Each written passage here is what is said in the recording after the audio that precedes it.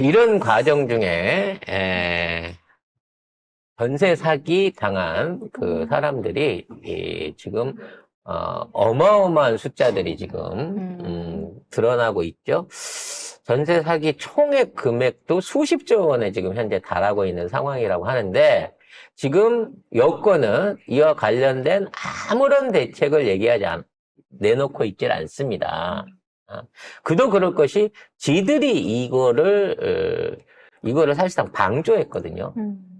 갭 투자라고 하는 부분, 그 다음에 실소유주 일가구 이주택 관련한 거 줄이고, 종부세 줄이고, 양도세 줄이고 뭐 하면서 지금 실거주 의무까지 없애려고 하는 게 지금 정부가 하는 짓이잖아요. 이건 기존에 하던 갭 투자가 아니고서는 집을 살 사람이 없으니까 허위 매물이라고 만들어서 건설 경기를 살려보려고 하는 이 정부가 초래한 짓거리예요.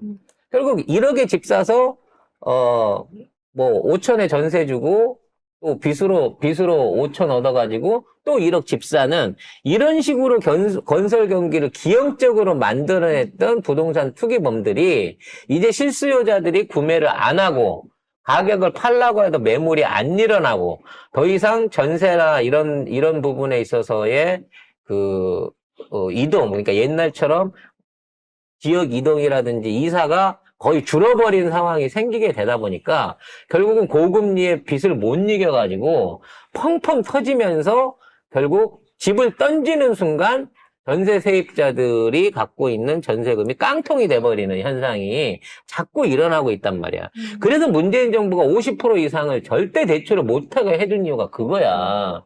최소한 집값의 50%라도 남아 있어야 그걸로 갖고 전세하고 있는 사람들의 전액은 못 도와주더라도 일부라도 해줄 수 있는 보증금이 남아날 거 아니야. 근데 이걸 70까지 올리고 80까지 올려버리니까 그냥 집값 떨어진 거 감안하면 은행에서 빚 받고도 전세는 죽든지 말든지 날려버리는 짓거리들이 지금 계속해서 일어나고 있는 거란 말이에요.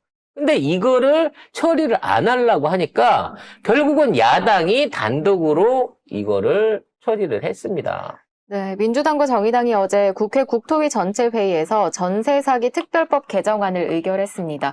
개정안은 선고제 후 구상인데요. 즉 정부가 전세 사기 피해자의 피해액을 먼저 보상한 뒤 추후 경매 등을 통해 회수하는 선고제 후 구상 내용을 골자로 합니다.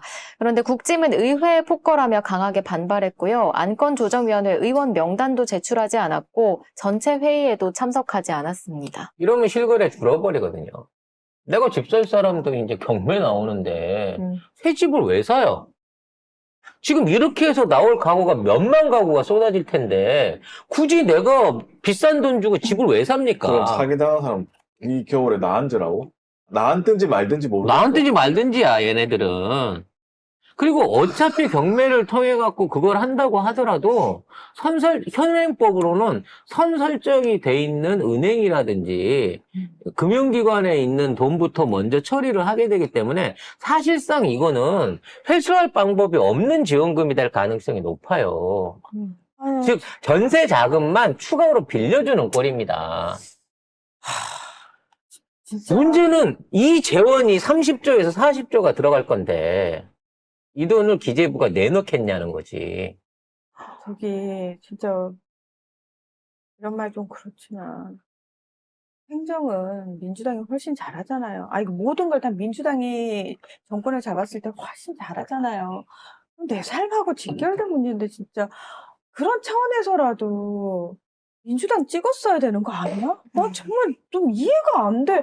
뭘 잘했다고 자꾸 저쪽을 찍어준지 난 너무 이해가 안 된다고. 집 있다고 집값 오르라고. 내가 평소에는 민주당 좋아하지만 집값은 올라야 되니까 이 윤석열 찍내라고 해서 했던 분들 서민부터 다 죽어나가잖아요. 그렇다고 집값이 올랐습니까? 지금 이 정부가 윤석열 정부가 들어와가지고 지금 이런 미분양 사태 그리고 그와 관련된 각종 건설사들 지원하기 위해서 직간접적으로 쏟아부은 돈들이 일단 미분양 주택 사주는 데만 34조 원을 쏟아붓어요. 그래놓고 전세 사기 이 부분은 그와 비슷한 그보다 적은 돈이 들 텐데 그에 대해서는 대책을 안 세워졌다니까? 몇몇 건설사를 사주기 위해서 쓰지도 못할 빈집은 그렇게 사들여 놓고 이런 것들이에요. 아니, 진짜 아까 언론과 공권력이 이성균을 죽였는데 단순히 그들만의 잘못이냐. 거기에 보안해동 안에 생각 없는 사람들도 문제다라고 얘기를 했는데 이런 상황이 매번 반복되는데도 생각 없이 투표하는 사람들 또는 내 집값에 좌우돼가지고 내 세금 좀 깎아준다고 투표 함부로 하는 사람들 뭐가 다르겠어요? 그냥 다 똑같아 보여요. 제가 봤을 때는. 근데 중요한 건 이성균이 죽었을 때는 내가 죽은 건 아니니까 상관없어라고 생각하겠지? 근데 자기가 죽는 줄 모르고 그러고 있다는 거야. 내가 봤을 때는. 아니 이태원 결국은 순서는 자기한테까지 오거든요. 이태원 참사 희생자들은 자기가 그런 그런 일을 당할 줄 알고 그걸 갔겠어요? 몰라? 거기 부모들은 이런 식으로 생태 같은 자식들 보내놓고 국가에서 이런 대접 받을 줄 알고 그랬겠냐고.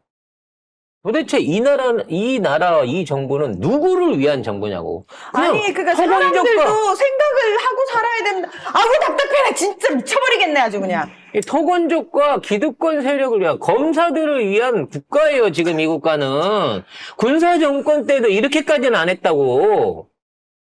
어떻게 모든 정책을 이렇게 일관적으로 토목업자들이나 김건희 일가나 검사들하고 연결될 쪽으로 법 집행부터 예산 집행부터 모든 것들을 이런 식으로만 끌고 갈 수가 있냐는 거지. 이런 놈들을 믿고 이런 놈들이 내 집값 올려준다고 투표를 했던 사람들이 있고 아직도 그걸 지원하고 있는 사람이 있다는 게 너무 안타깝습니다. 그런 진짜로. 언론을 아직도 믿을까?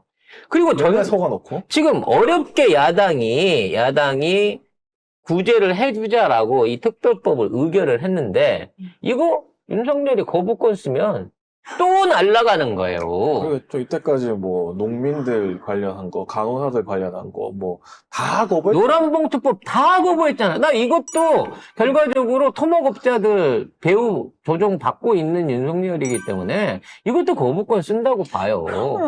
이 땅의 대부분의 사람들이 노동자들인데 본인들을 위한 정책을 펼치지 않는 당에 왜 그렇게 목숨 걸고 집 한 채가 된 사람들을 위한 정책은 이렇게 개무시하면서 집을 1770까지 100여 명의 사람들을 위해서는 양도세 깎아주고 상속세 깎아주고 보유세도 깎아주고 보유세 깎아주고 법인세 깎아주고 증여세 깎아주고 실거주 의무 폐지하겠다고 하고 깎아주지.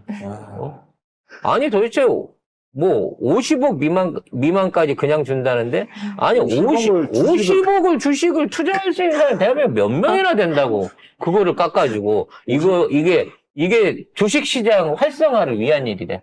개미들을 도와야 된대. 왜? 얘네들한테 그걸 안 풀어주면 얘들이 주식을 안 사갖고 개미들이 망한대. 그건 또 무슨 논리? 지금까지 그거 어떻게 샀냐? 이게 부동산도 똑같은 거야. 건설업자들이나 이런 다주택자를 안 살려주면 걔들이 집을 안 사기 때문에 집을 못 짓고 집을 못 지으면 그 세를 얻어 써야 되는 서민들이 그 세를 못 얻어 쓴다는 게 얘들 논리인 거예요. 아유. 그 한마디로 멍청해서 이직을 하는 거네요.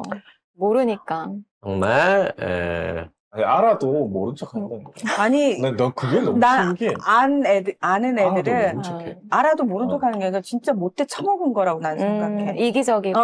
그러니까 무식해서 모르면 아유 인간아 대가리는 장식품으로 달고 다니냐라고 말이라도 할 수 있는데 알면서 외면하고 알면서 찍잖아. 그건 진짜 못돼 처먹은 거고 처벌 받을 짓이야. 20억짜리 집은 가져본 적도 없고 소득으로 봐서 가질 가능성도 없는 사람들이 왜 종부세 깎아준다고 윤석열 잘한다고 칭찬을 하냐고. 이해가 안 돼요. 그러면서 자기 가지고 있는 12평, 15평, 3억, 4억짜리 집은 재산세가 대려 올랐어요.